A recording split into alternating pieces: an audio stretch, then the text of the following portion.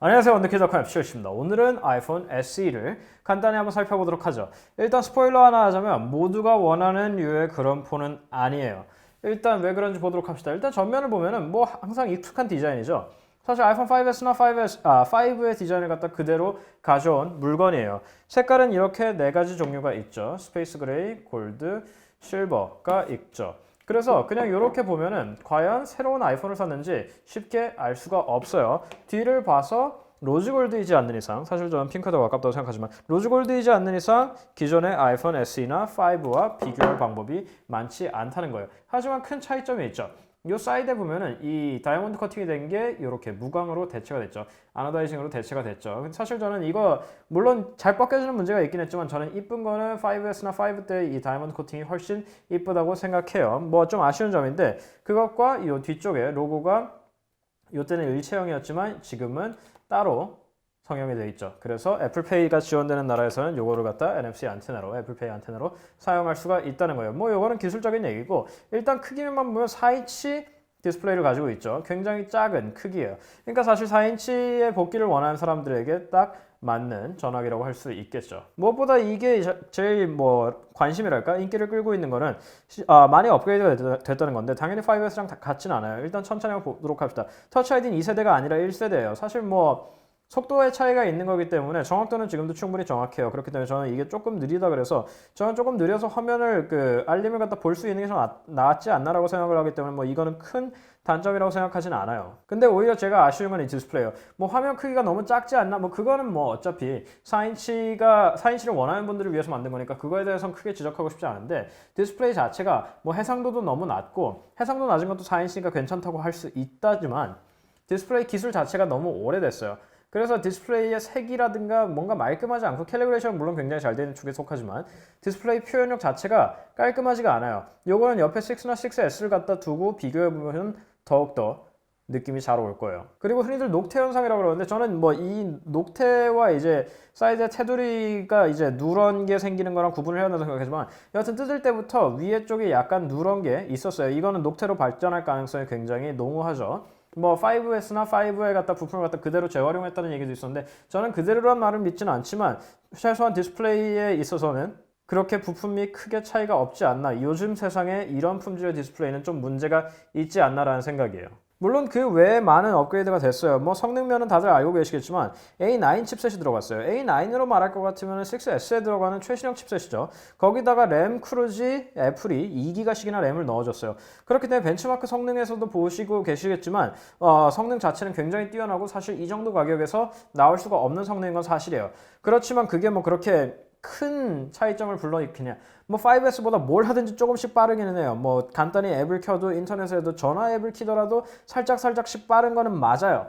하지만 이게 그 정도의 충격을 받을 정도의 차이냐? 그건 잘 모르겠어요. 다만 게임을 자주 하신다고 하시면은 그 GPU 자체는 A9 칩셋에 그거를 따르고 화면에 계산해야 될 픽셀은 훨씬 적어졌죠. 그렇기 때문에 3D 게이밍을 할 때 스로틀링도 거의 안 걸리고 아주 부드럽게 잘 지나가는 것을 보실 수 있겠죠. 이 점은 게임을 많이 하시는 분이라면 충분히 메리트로 작용할 거예요. 하지만 다음으로 중요한 건 카메라인데 카메라가 아이폰 6S에 들어간 이 카메라가 들어가죠. 12메가픽셀 카메라인데 일단 화소수가 너무 낮다고 저는 생각해요. 삼성 같은 경우는 12메가픽셀로 가고 대신 듀얼 픽셀로 갔죠. 그래서 저광량에서 사진 품질이 굉장히 좋은데 이 친구는 그렇지도 않아요. 조금만 어두운 데서 찍으면 노이즈가 차글차글 해가지고 이게 과연 2016년에 카메라가 맞는가? 이건 물론 아이폰에게 공통적으로 일어나는 문제예요. 아이폰의 카메라는 더 이상 좋은 축이라고 전혀 말할 수 없죠. 거기다가 전면은 좀 더 심해요. 심지어 5S도 아니고 5대의 전면 카메라를 달아놨기 때문에 이 1.3메가픽셀짜리 카메라로 열심히 셀카를 찍어야 돼요. 다행히 썩어도 준칠하고 셀카 품질 자체가 나쁘지는 않아요. 하지만 화소 자체가 너무 낮기 때문에 이걸 요즘 세상에 쓰기에는 인스타그램에 올리기에도 해상도가 낮은 축이라고 하겠네요. 배터리 용량 자체는 크게 차이는 없어요. 용량이 크게 늘어나진 않았는데 iOS 9에 최적화도 있고 A9 칩셋 자체가 공정이 미세화됐기 때문에 훨씬 전력 효율이 좋아요. 그렇기 때문에 아이폰 치고는 굉장히 괜찮은 배터리 수명을 보여주는데 그럼에도 불구하고 화면 켜주면 제가 일상적으로 썼을 때 자동 밝기 한 60-70% 정도로 일상적으로 풀 LTE로 썼을 때 3시간 반 정도 나와요. 이거는 사실 2016년에 스마트폰에서 납득할 만한 칭찬할 만한 배터리 수명은 전혀 아니라고 생각해요. 그리고 굉장히 공평한 부분이 있어요.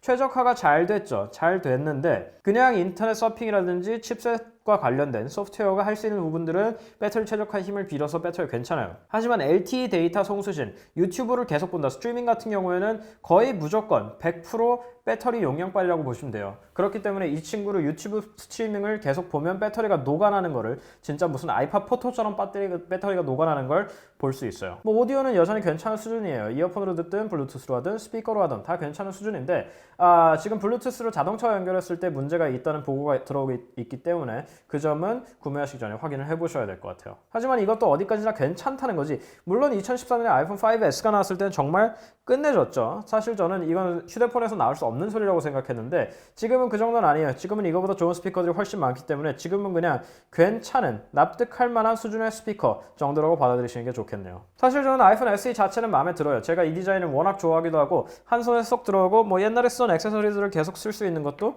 제 마음에 아주 들어요. 저는 이 가죽 케이스를 버리고 싶지 않았거든요. 그렇지만 2016년에 쓰기에 이게 과연 좋은 폰인가라는 말은 조금 고민해 볼 필요가 있어요. 사실 이건 약간 굉장히 하드코어하게 튜닝한 티코 같은 느낌이에요. 물론 티코 치고는 굉장히 좋죠. 사실 믿을 수 없을 정도로 좋은 티코인데 이게 그랜저가 될 수는 없다는 거예요. 저는 이걸 볼 때마다 약간 PC9801이나 예전에 4865 오버드라이브 같은 걸 끼운 것 같다는 느낌이 들어요. 몸체에 안 어울리는 것 같다 끼워놨다는 느낌이 들고 그것마저도 완벽하진 않아요. 사실 제대로 바꾸려면은 싹 다 바꿔야지 그렇게 핵심 부품만 몇 개 바꾼다고 그 퍼포먼스가 다 나오진 않거든요. 저는 이게 굉장히 밸런스가 안 맞는 기계라고 느껴요. 애플 기계 제가 이런 말은 거의 안 하죠. 애플 기계가 뭐 아주 뛰어나진 않지만 균형이 잘 맞는다고 하는데 이 친구는 정말 뛰어나요. 성능은 정말 뛰어난데 균형이 너무 안 맞는 폰이에요. 물론 지금 4인치대에서 작은 폰에서 선택의 여지가 없기 때문에 4인치를 원하신다면 이건 정말 구세주고 혁명 같은 존재겠죠. 하지만 4인치는 지금 쓰기에는 뭐 난 아이패드가 있고 아이폰은 전화만 되면 돼 라는 게 아니라면은 많이 작은 게 사실이에요. 그렇기 때문에 나 아이폰 6나 6S 샀는데 SE가 너무 싸게 나왔고 성능은 좋은데 어떡하지? 억울해, 배 아파 라고 생각하실 필요는 전혀 없다고 생각해요.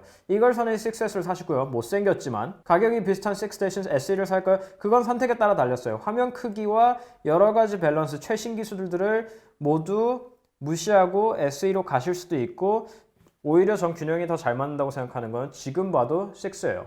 A8 칩셋은 여전히 충분하기 때문에. 그렇기 때문에 저는 아이폰 SE는 폭이 굉장히 좁은, 이걸 사고자 추천하고 싶은 사람은 저는 굉장히 한정돼 있어요. 4인치가 정말 필요한, 최신의 4인치가 필요한 사람. 그게 아니라면 다른 아이폰으로 가든지 아니면 훌륭한 안드로이드 폰들이 많으니까 그냥 다른 안드로이드를 사든지 하십시오. 이상 아이폰 SE고요. 제가 너무 기대를 많이 했는지도 모르겠지만 2016년에 보내줄 건 보내줘야 되지 않나라는 생각이 드네요. 자, 다음 시간에 또 뵙도록 하고 저 인스타그램, 페이스북, 트위터, 구글 플러스에서 만날 수 있는 거 아시죠? 다음 시간에 또 봬요. 끝!